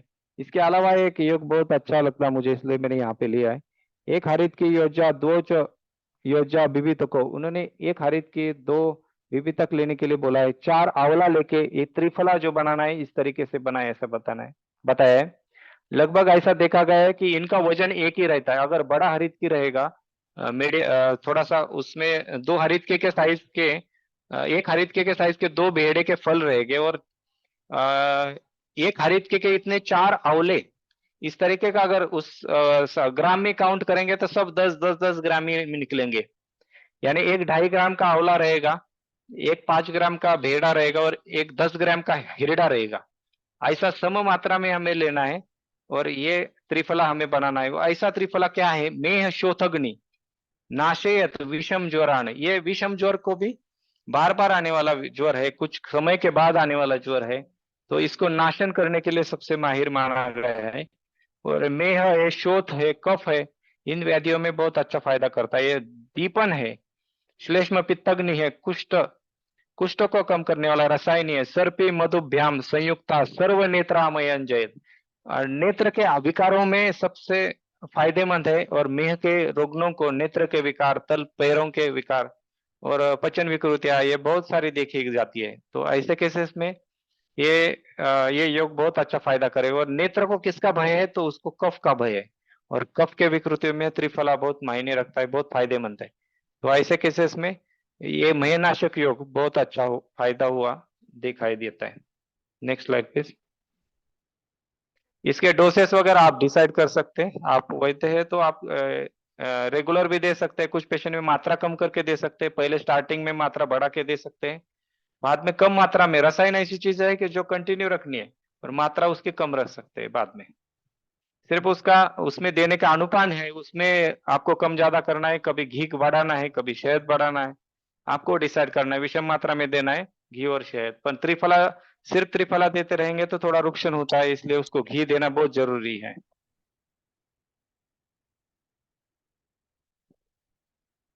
कुछ चीजों का अल्टरनेटिव नहीं होते हैं, जैसे कि हमारे वैद्य में गुरुवर्य ऋषि पवार जी बोलते थे कि हमारे पास कुछ दिनों के बाद ऐसी कंडीशन हो जाएगी कि हमारे पास शहद, घी और तेल, ये 3 ही चीजें बचेंगी।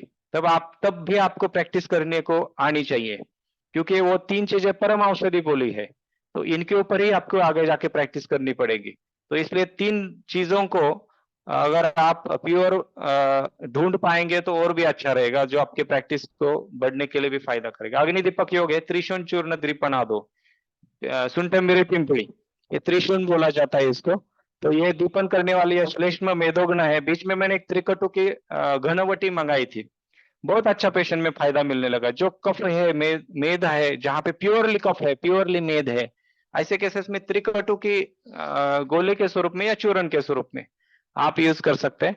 और ये आप शहद है, उसके साथ चावल का पानी है, पेशेंट के रुग्ण के हिसाब से आप उसमें यूज कर सकते हैं, कौन सा अनुपान देना है।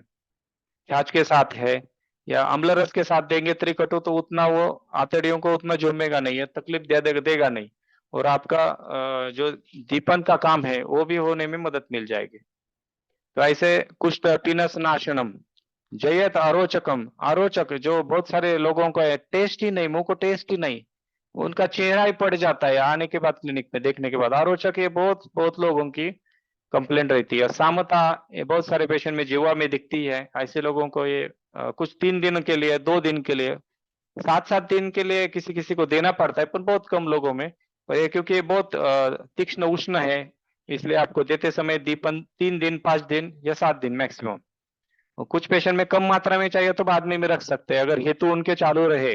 कुछ कफ बढ़ने वाले, मेद बढ़ने वाले, जैसे छोटे बच्चे, उनके हेतु चालू रहते, उनको अल्प मात्रा में रख सकते हैं इसको ज्यादा दिनों तक। पीनस उनका जाता नहीं है, प्रतिशय जाता नहीं है, ऐसे केसेस में आप उसको कंटिन्यू, गल का अमय, गलामय, गल के विकृतियां जाती नहीं है, ऐसे केसेस में आपको अल्प मात्रा में उसको रख सकते हैं। मेह में भी काम करने वाला है, गुल्म में काम करने वाला है।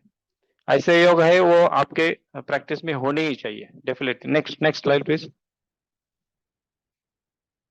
ज्वर है पिप्पले चूर्ण। अभी थोड़ी देर पहले ज्वर में पिप्पले चूर्ण आया तो बालकों के लिए हितकर कैसा है इसलिए बताया गया था।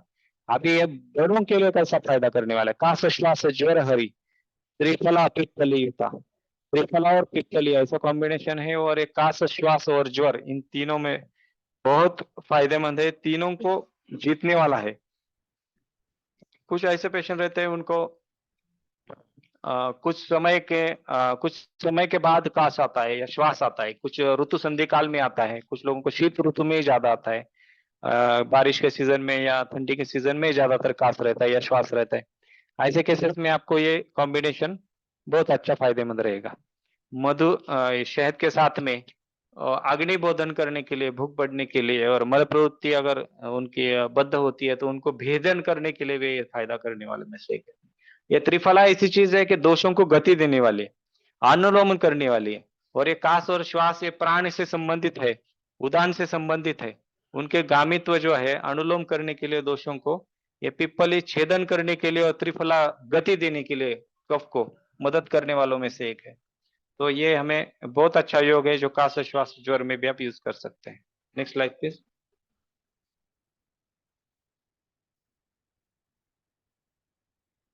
पंचसमम चूर्णम, यह भी बहुत अच्छा योग है। शूल के जितने भी व्याधि है, शूल ये उदर शूल ही ऐसा ही नहीं, पर कोष्ठ के साथ में मैं तो बोलता हूँ संधियों में भी, संधि भी एक कोष्ठ ही है हमारा, वहां पे भी अगर दर्द रहेगा तो वहां पे भी आप यूज कर सकते हैं।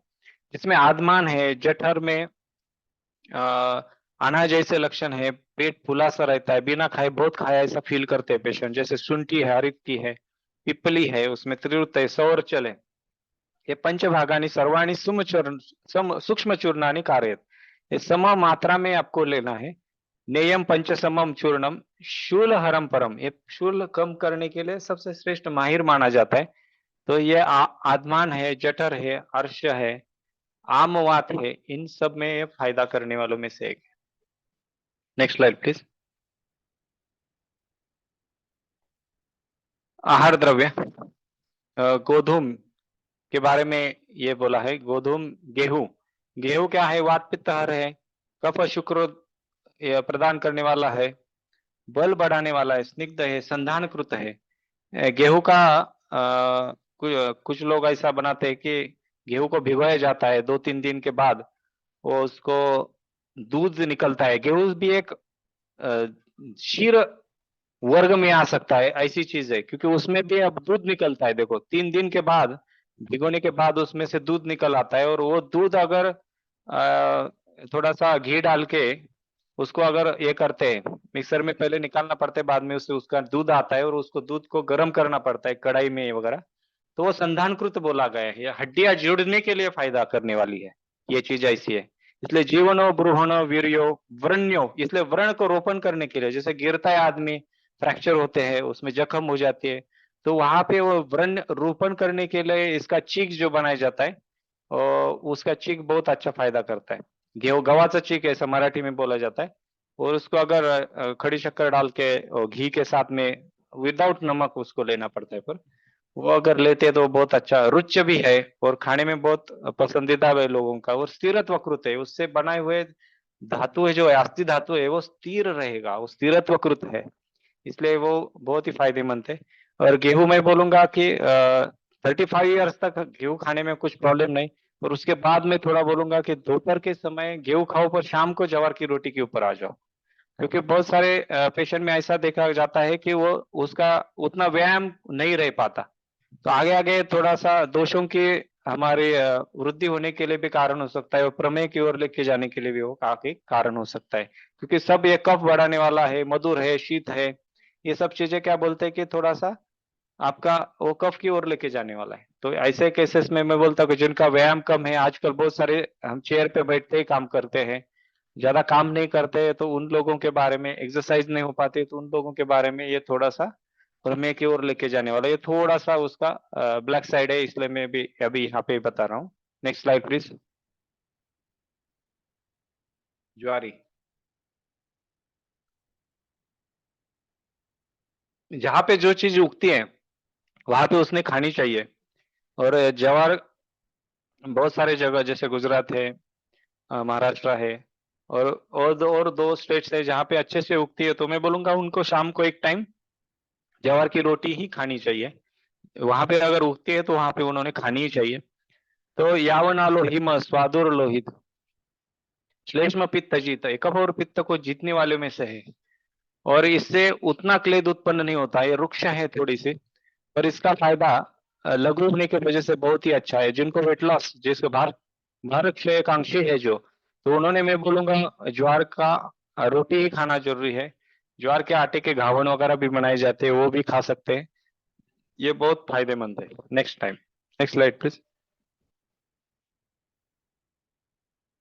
शालय मधुर स्निग्धा बल्ल्या बद्धा अल्पवर्चसा, ये शब्द मुझे बहुत मायने रखता है, बहुत इंपॉर्टेंट लगता है कि बहुत सारे पेशेंट में क्या होता है कि चावल खाने के बाद बद्ध और अल्प मल प्रवृत्ति होती है, मूत्र प्रवृत्ति बढ़ती है, पर बद्ध और अल्प वर्चसा, जिनको मलाष्टम है ऑलरेडी, तो ऐसे केसेस में बोलता हूँ कि मैं चावल थोड़ा कम करो, क्योंकि ये थोड़ा कुछ ना कुछ बद्ध और अल्प वर्चस यानी मल प्रवृत्ति कम करने के लिए और अल्प करने के लिए कारण हो सकता है। इसलिए कषाय लघु रुच्चा स्वर्या वृषा च ब्रूहणा अल्पा अनिला कफा शीता पित्तग्ना मूत्रला तथा। और ये मूत्रल है, इसलिए बहुत बार चावल अगर खाता है आदमी तो रात को पेशाब को उठता ही है। ऐसा देखा गया है कि प्रमेह के रुग्णों में तो ऑलरेडी उठना ही पड़ता है, अगर उसने और चावल रात को खाया तो उसको और ज्यादा उठना पड़ता है। और बहुत सारे पेशेंट ऐसे रहते हैं कि जिनको स्वेटिंग नहीं होती है फिर भी वो चावल खाते हैं। मैं बोलता हूँ चावल खाने का अधिकार किसको है? जिसको स्वेटिंग अच्छे से हो पाती है, क्योंकि ऑलरेडी जल तत्व उसमें ज्यादा है, और जिसका जल तत्व शरीर से बाहर चला जाता है उसको जल तत्व लेने की मैं परमिशन दूंगा। अगर उसका उतना स्वेटिंग होता है, जैसे कि मुंबई में अगर कोई रहता है तो उसका स्वेटिंग कैसा होता है कि जैसे नहाता है वो, तो उसको चावल खाने के लिए हम बोलेंगे। उसको कोकण में रहता है तो उसको चावल खाने के लिए बोलेंगे। पर वो लोनावला में ठंडे जगह पे रह रहा है, वहां पे चावल आता भी नहीं है और वो खाने को जा रहा होगा तो उसको वो हेवीनेस पैदा करने वाला है, स्वेदावरोध होके बद्ध वर्चस होके उसका वेट बढ़ने के लिए कारण हो सकता है, ब्रूहण करने के लिए कारण हो सकता है। तो मैं बोलूंगा कि जिसको स्वेटिंग अच्छे से होता है, साउथ में जाएंगे तो चावल के बिना वो खाते ही नहीं, क्योंकि उनको उतना स्वेटिंग भी होता है। तो ऐसे लोगों को चावल खाने की परमिशन है। पर जिनको ऑलरेडी स्वेटिंग नहीं हो रहा, एसी में बैठते हैं और वो ठंडी जगह पे रहते हैं, और उन्होंने अगर चावल खाते रहे तो उनका भार वृद्धि होना ये स्वाभाविक है। और ऐसे केसेस में वेट लॉस करने के लिए हमें कुछ समय के लिए चावल बंद ही रखना पड़ता है। Next slide please. नाचनी, ये मधुर है, तर्पण करने वालों में से एक है, लघु है, बल्य है, शीत है, और पित्त है, त्रिदोष शमनी मतः, रक्त दोष हर है, रक्त के दोषों को कम करने वालों में से एक है।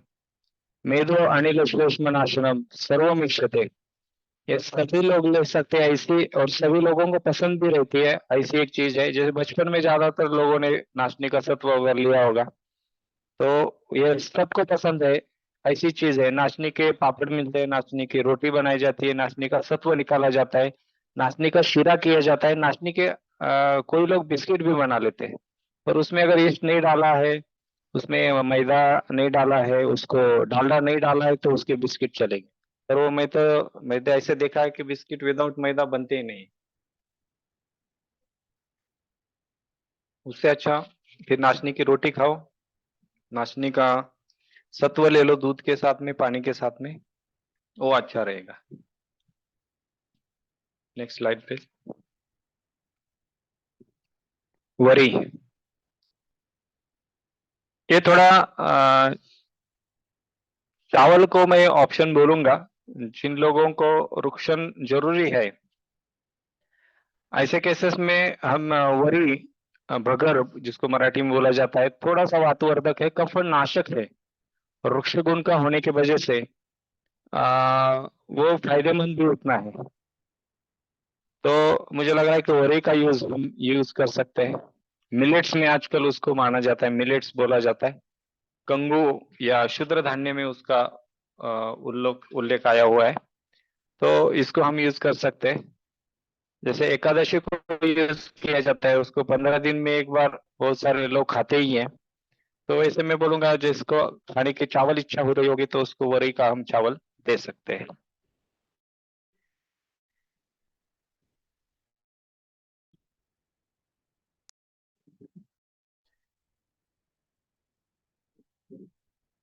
Next slide.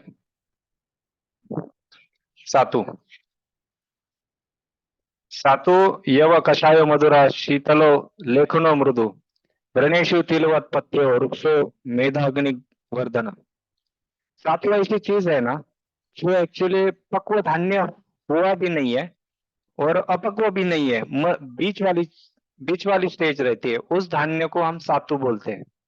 और सातु कवर के साथ अन्न आत में अंदर के साइड में वो अनाज रहता है, उसका कवर उसके साथ रहता है। ऐसी चीज, वैसे चावल में भी सातु मिलते हैं, वैसे गेहूं में भी सातु मिलते हैं। कुछ लोग चावल में मिलने वाले सातु को सातु बोलते हैं, कोई कुछ जगह पे गेहूं में मिलने वाले उस तरीके के धान्य को भी सातु बोलते हैं। तो मैं दोनों को मानता हूँ, क्योंकि कुछ जगह पे गेहूं टिकता है, कुछ जगह पे चावल नहीं बन पाते, वहां पे गेहूं बन जाता है, तो उसमें का सातु वो ले। और जहाँ पे चावल बनता है वहां पे उन्होंने चावल में के सातों को लेना चाहिए। और ये वातकर है थोड़ा अल्प मात्रा में, और कफ पित्तग्न भी है। और कफ पित्तग्न होने के वजह से ये आपको स्वर्य है, बलकर है, और उतना अभिछंद नहीं बढ़ाने वाले, और वर्ण को स्थिर करने में बहुत फायदेमंद है, पिष्टुल है। सातों अपने हाँ अनाज के साथ ही बन जाते हैं। हमारे अनाज जब हम ने उसको या क्या बोलते हैं कि ये करते रहते हैं, सॉर्ट करते रहते हैं, उस समय उसमें बीच बीच में आपको आते रहते हैं। अभी मैं मेरे क्लिनिक में जो सातु यूज करता हूँ, मेरी माँ जब हमारे घर में खेती में गेहूं बनते हैं तो उसमें सॉर्ट करते समय जो ऐसे सातु मिल जाते हैं उससे मैं बना लेता हूँ। तो ये एक्चुअली आपको जब गेहूं आपका तीन महीने के बाद या 3.5 महीने के बाद, कुछ ऐसे अनाज है जैसे कुछ चावल के प्रकार की, वो 5 महीने ले लेते हैं, गेहूं के प्रकार है वो 5 महीने ले लेते हैं, जैसे कि खपली गेहूं बोला जाता है जिसको, वो थोड़ा ज्यादा समय लेता है, तो उसको 5-5 महीने लेते हैं वो। तो ऐसे उसमें भी वो सातु मिल जाते हैं। Next slide please. चंद्रचूर मेरे प्रैक्टिस में बहुत यूज में आता है ये चंद्रचूर। मैं ये ज्यादातर शीत ऋतु में यूज करता हूँ, और हर एक यानी रुग्ण के प्रैक्टिस में ये होना चाहिए। मैं तो बोलता है 21 दिन चंद्रचूर हर साल में लेना चाहिए। जैसे एलोपैथी वाले बोलते हैं कि 1 मंथ कैल्शियम का सप्लीमेंट्री लेना जरूरी है, तो मैं बोलता हूँ 1 मंथ हळू लेना जरूरी है, और 21 दिन तो मिनिमम आपको हळू लेना साल में जरूरी है। ये किस तरीके से लेंगे आप, तो हळू को ये 2 चम्मच रात में भिगो के डालो पानी में 1 कप, और सुबह उसमें 1 कप दूध 1 कप पानी डाल के उसको उबाल लो, और उसमें घी डाल के उसका खीर बनाओ, चंद्रचूर की खीर, हळू की खीर। और यह क्या करने वाली है क्या नहीं करने वाली है ऐसा मैं बोलूंगा, क्योंकि ये हितकर है, तो हिक्का है, वात है, श्लेष्म है। श्लेष्म को नीचे लेके जाने वाली है, यानी कफ को नीचे लेके जाने वाली है, और सारे नाम दोषों का शरण करने के लिए, मल का शरण करने के लिए बहुत अच्छा फायदेमंद है। अश्रुक वात गर द्वेषी, इसमें गर द्वेषी ये शब्द है ना, बहुत भाव प्रकाश का है ये श्लोक। गर द्वेषी ये सबसे माहिर शब्द है, मैं बोलूंगा ये गर द्वेषी की वजह से हमने हर एक को लेना चाहिए। हम जो आप सोडियम बेंजोएट जैसे चीजें हैं, या दूध नमक है, दूध फल है, या दूध नॉनवेज है, या कुछ भी चीज है जो विरुद्ध है और हमें मालूम नहीं रहती, कभी खाई रहती है साल भर में, या कुछ आइसक्रीम्स रहते हैं जिसमें ऐसे कुछ चीजें डाली रहती है कि फल के साथ दूध रहता है, तो ऐसे ये गर्भ विष बनाने वाली चीजें, और उसको शरीर में पड़े रहने के वजह से कुछ बीमारियों को आगे जाके लेके जाने वाली है। तो ऐसे गर्भ विष को बाहर निकालने के लिए ऐसे चंद्रशूर जैसे आहार द्रव्य आपको बहुत फायदा करने वाले हैं। इसलिए अशुद्ध यानी वात रक्त के बहुत सारे केसेस आजकल दिखाई दे रहे हैं। टू व्हीलर पे ड्राइविंग करने वाले हर एक वात रक्त के आगे जाके व्याधियों को उत्पन्न करने वाले रुग्ण हो सकते हैं। पहले के जमाने में घोड़ा, ऊंट, हाथी के ऊपर से भागने वाले लोग वात रक्त के रुग्ण होते थे। आजकल टू व्हीलर पे, फोर व्हीलर पे या लटकते पे रहने वाले, चेयर पे बैठे हुए लोग सब वात रक्त के रुग्ण होने वाले। तो इन लोगों का वात रक्त जो है, रक्त में का वात है, वो सरण करके भागे ढकेल के मल प्रवृत्ति के मार्ग से बाहर निकालने के लिए हळियु महत्वपूर्ण माना जाएगा। और बल पुष्टि विवर्धन है, बल देने वाला है, पुष्टि देने वाला है। ये अस्थि का सबसे बड़ा आहार द्रव्य माना जा सकता है। यानी आयुर्वेद में अस्थि पोषण के लिए क्या है तो चंद्रशूल है। पहला दवाई मेरे ध्यान में आएगा चंद्रशूल है। हाइट बढ़ने के लिए क्या है तो हळियु है। ये पहला हमारा दवाई है। और हिक्का में भी बहुत अच्छा फायदा करता है। इसका जो स्निग्ध गुण है वो आपके गैस्ट्रोइसोफेगल रिफ्लक्स जहाँ पे होता है या हिक्का जहाँ पे उत्पन्न होती है वहां पे कोटिंग करता है, एक स्निग्धता लाता है, एक म्यूकोजल लाइनिंग बना देता है और वहां पे वात का शमन कर देता है। और प्लस वही कफ वो नीचे तक उसके अलग से कोटिंग बनता है हॉइल पर, वो कोटिंग आपके पक्वाशय तक लेके जाता है। और पक्वाशय के ऊपर म्यूकोजल लाइनिंग के ऊपर कोटिंग बनाने की वजह से जहाँ पे पक्वाधानम विशेषता वात का स्थान जो बोला है, तो वहां पे वो पक्वाशय में जाके वो स्निग्धता देके वो आगे जाके आपका अस्थि का पोषण करने के लिए फायदेमंद है। इसलिए या सायव मलधरा कला, सायव अस्थिधरा कला। और मलधरा कला अगर उसकी स्निग्ध बन जाती है तो उसकी अस्थि धरा कला अपने आप अच्छे से बनना चालू हो जाता है। और अस्थि धातु का विमार्गमन कहाँ पे हुआ होगा तो वो प्राकृत स्थान में आने के लिए उसके फायदे हो सकते हैं। गर्भिणी को ये नहीं देना है, ये गर्भिणी का आहार द्रव्य नहीं है, प्रसूतिका अवस्था में ये देना है। और सूतिका अवस्था में हळियु की खीर एक दिन दी जाती है। वो श्री रोग के एक्चुअली लेक्चर है उसमें हम बताते हैं ज्यादातर। हळियु का खीर एक दिन आपको चावल का खीर, एक दिन रवे का खीर, एक दिन नाचनी का खीर, एक दिन बाजरे का पीठ का खीर, पिठौनी बोल सकते हैं, ऐसा दे सकते हैं। मेथी डाल के ऐसा सूप के जैसा भी आप दे सकते हैं। ऐसे अलग अलग एक एक दिन शतावरी कल्प डाल के एक दिन दूध दे सकते हैं। ऐसे अलग अलग एक एक दिन दूध बढ़ने के लिए भी इसका बहुत अच्छा फायदा होता है क्योंकि कैल्शियम बहुत अच्छे से बढ़ जाता है। हळियु एक्चुअली मेंसेस के दौरान बहुत अच्छा फायदा करता है। ये चतुर्बीज है जो हळियु है, मेथी दाना है, कडूजीर है, ओवा है, ये चार चीजें जो है ना ये चतुर्बीज बोले जाते हैं जो आपको ब्लीडिंग बढ़ने के लिए स्कैंटी मेंसेस में बहुत अच्छा फायदा करता है। ब्लीडिंग ज्यादा रहेगा तो ये नहीं देना है, ब्लीडिंग बढ़ा देता है थोड़ा सा, इसलिए उसको मेंसेस सिर्फ स्कैंटी रहेगा तो उसमें यूज ज्यादातर करो। Next slide please. काजू परम वृक्षो वाताम सदृश्यो गुणे, परम वृक्ष है और ये आपको बहुत अच्छा फायदा देता है। इसका एक काम अभी कुछ पेशेंट में क्या करता है, काजू अगर आपको धूप के समय में भी देना है तो मैं एक्चुअली उसके डिंग का खाऊ दे देता हूँ जिसमें डिंग 50 ग्राम, 100 ग्राम काजू, 150 ग्राम खड़ी शक्कर और 200 ग्राम घी ऐसा मिक्स करके डिंग का खाऊ बना देता हूँ, जिससे क्या होता है काजू की हीट जो है ना इन दिनों में उसको तकलीफ नहीं देती। और कुछ पेशेंट ऐसे रहते हैं कि उसमें वात बहुत प्रबल रहता है, उनको धूप के समय में भी कुछ तो वृक्ष चाहिए, कुछ तो वात शमन करने वाला चीज चाहिए। उसके लिए फिर उसमें हम काजू के साथ में खड़ी शक्कर और घी, उसमें ज्यादा शीत गुण का है और उष्णता को बैलेंस करने वाली चीजों में से है, इसलिए हम योजना करके उसको हम यूज कर सकते हैं काजू को यूज करने पर। ज्यादातर मैं बोलूंगा कि ये काजू आपको ठंडी के सीजन में यूज करना है, इससे आपको रक्त दृष्टि के लक्षण बाकी धूप काले में दिख सकते हैं। Next slide please. वाताम, ये बादाम ये आपको सुस्निग्ध है, वातग्न है, शुक्रकृत है, गुरु है। वाताम मज्जा मधुर वृक्ष पित्ता अनिलापः स्निग्धोष्ण कफकृत रक्तपित्त विकारिणाम, ये थोड़ा सा रक्तपित्त के विकृतियां बढ़ा सकता है।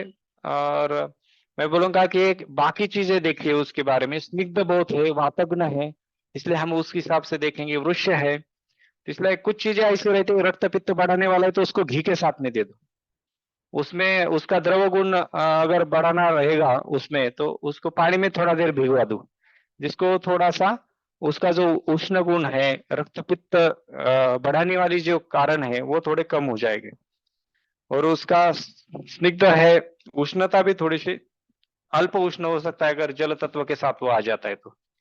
इसलिए शुक्रकृत भी है, जैसे मैंने बोला कि काजू का जैसे हम डिंका का खाऊ बना सकते हैं, वैसे वैसे बादाम का भी बना सकते हैं। उसके रक्त पित्त दोष अगर उसको ओवरकम करना है आपको तो घी के साथ में, खड़ी शक्कर के साथ में बादाम का भी खाऊ बना सकते हैं आप।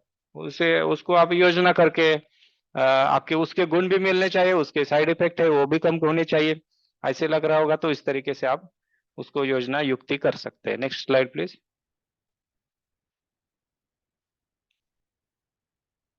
Next slide please.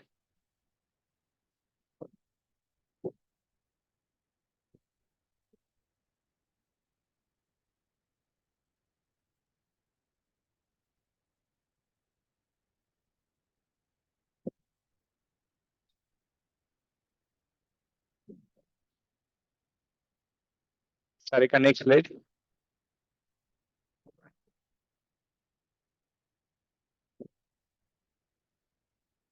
मोबाईल दे बेटा. 1 मिनिट ना, 1 मिनिट. असं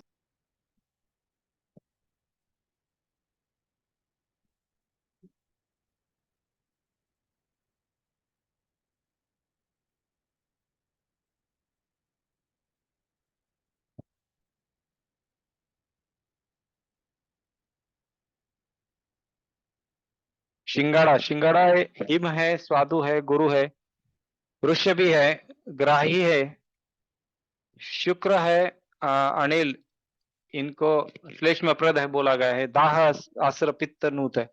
शिंगड़ा ये पानी में आने वाली चीज है, इसलिए हिम तो हो गई ही, स्वादु तो है ही, और इसका हम यूज शिंगाड़े का आटे का यूज करते हैं हम।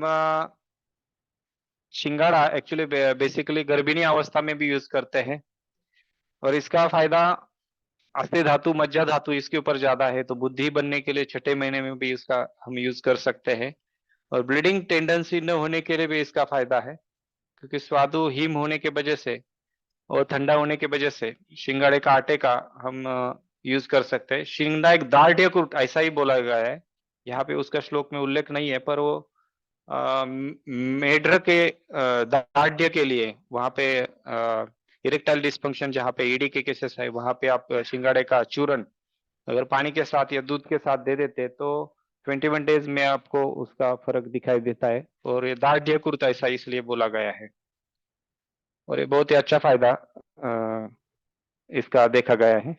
Next slide. स्लाइड, हाँ, काकड़ी, स्वादु पित्तापहम शीतम रक्त पित्त हरम परम तद बीजम मूत्रलम शीतम वृक्षम पिताश्र कुशदीद।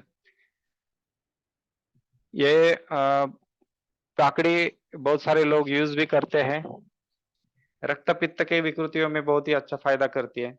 ये इसके बीज मूत्रल है, शीत है, वृक्ष है, पित्ताश्र अस्र के पित्त के विकृतियां जो भी है उसमें बीमारियों में कम होने के लिए उसका बहुत अच्छा फायदा मिलता है। बहुत सारे लोग काकड़ी, गाजर, बीट आजकल ले रहे हैं, पर अग्नि का मैं बोलूंगा कि उसमें योजना या उसका ध्यान भी रखना बहुत जरूरी है।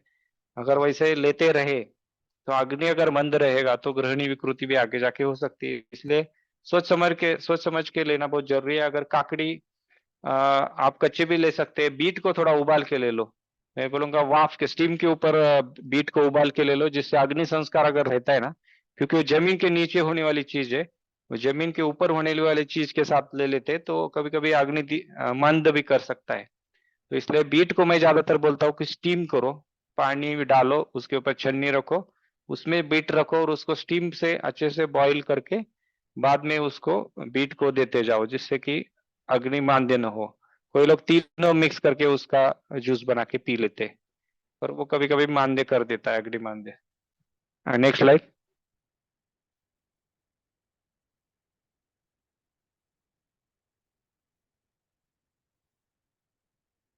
कारवेल्लक्षकुटकं कटुपाकं वातलम तीपनम भेदनम तिक्तम औरुष्यम अहिमम लघु।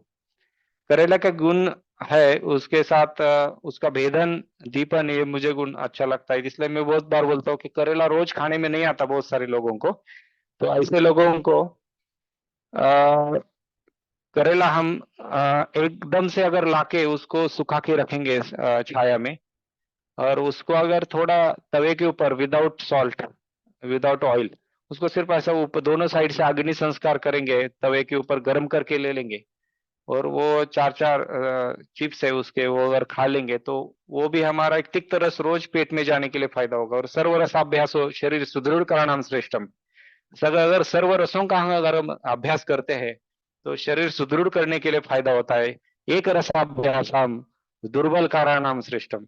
एक रस का अगर अभ्यास करते हैं तो ये दुर्बल करने के लिए कारणों से, मुझे लग रहा है कि ये अगर खाना है उनको भी देना कैसे थोड़ा सा अगर गर्म कर उनको खाने में रोज रोज एक दो दो तीन तीन चार चार चिप्स डालते रहेंगे, खाया जाएगा और उसका फायदा बच्चों को भी मिलेगा।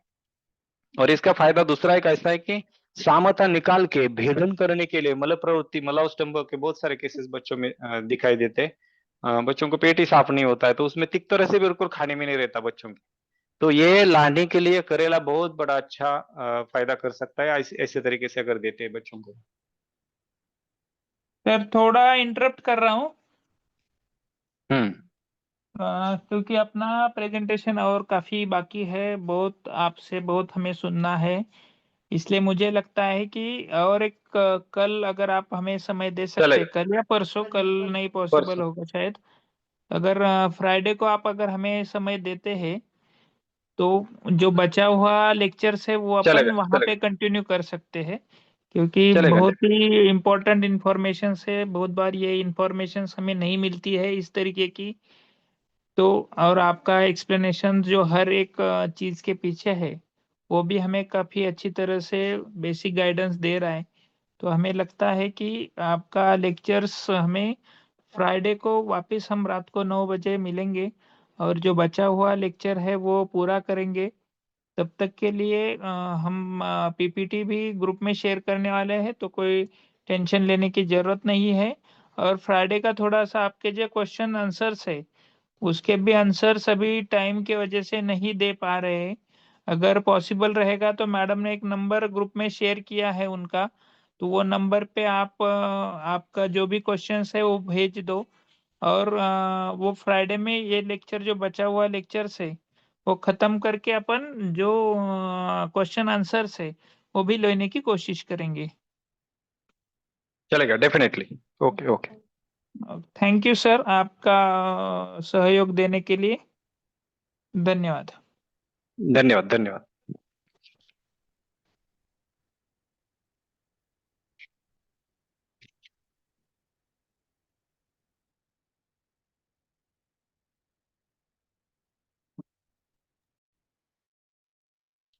Thank you, sir, and thank you all the participants. Thank you very much for staying with us in this wonderful lecture till late night. We'll continue this lecture soon and we'll update regarding the lecture in the group.